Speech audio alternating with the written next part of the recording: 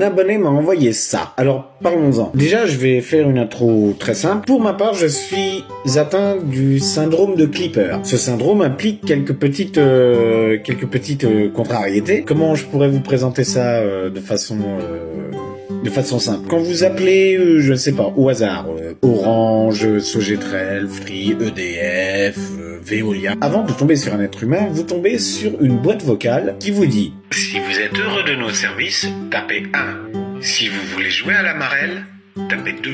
Si vous aimez les saucisses de Strasbourg, tapez 3. » Le truc, c'est que moi, quand on arrive à ce stade-là, j'ai déjà oublié ce qu'il y avait en 1.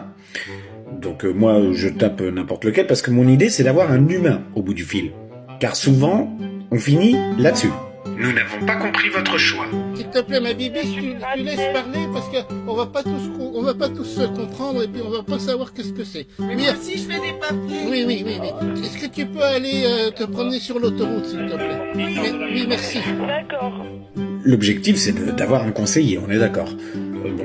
Il va falloir passer par 150 trucs et il faut savoir que j'ai déjà oublié la moitié des choix. Alors qu'il y en a que 3. Et je vous parle pas de quand on s'inscrit sur un site internet ou si on veut juste s'inscrire même simplement sur un réseau social, puisque ça implique créer son profil, le confirmer par mail, ce qui nous fait donc ouvrir une autre plateforme. Pour ça, ils envoient un code incompréhensible et indéchiffrable. Je suis maintenant avec 2 plateformes bien distinctes et je dois gérer 2 choses en même temps, ce qui pour moi est impossible.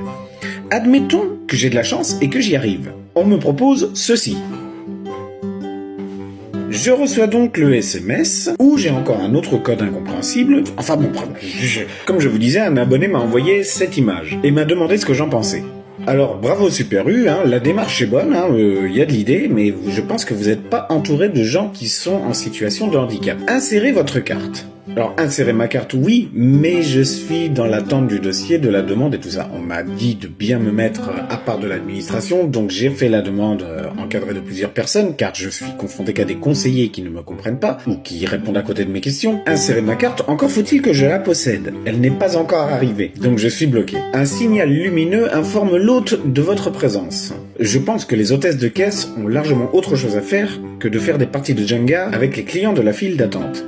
Il vous invite à passer derrière le client en cours d'encaissement. Alors si le client est aussi sympathique que peut l'être le genre de personne qui va me laisser ce genre de commentaires par exemple, j'en reçois un peu tous les jours de ça.